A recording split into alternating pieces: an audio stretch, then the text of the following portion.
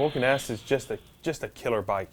It's super easy to ride, super fun, super nimble, super skinny, and extremely capable of anything from a beginner to an expert. So when Kawasaki first released the Vulcan S last year at the AIM Expo in Orlando, I got to talking with one of our friends, Greg Anthony, and for some strange reason he sat down and spent like 40-something hours coming up with a killer rendering to do a custom build.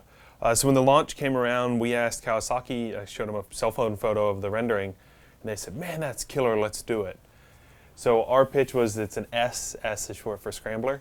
So we're going to make it into a little bit of a scrambler bike. We're going to try to raise the ride height just a little bit, do a new front suspension, and then just make it a little bit more capable where we can do some off-road riding and just really be able to thrash on it. We've never done like a full build.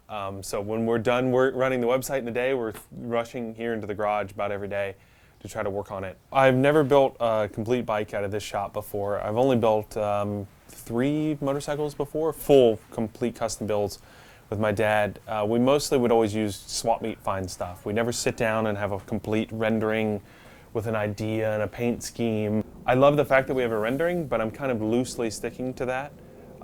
We've been scouring the swap meets, the junkyards, the parts catalogs, trying to get a feel for what type of stuff we want on it. So this is not a competition at all, but for us we're really intimidated because we are going to walk into the room next to guys that do this for a living. There's Motorcycle Cruiser, Icon, Austin Speed Shop, and then Iron and Air.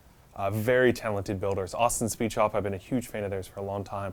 Icon, they build killer bikes out of their headquarters up in Portland. So we've got some pretty stiff competition, although technically this is not a competition. Our deadline is the AIM Expo in Orlando, so it'll be October at the end of this year. And then they'll all go on the tour with the Progressive International Motorcycle Show next year.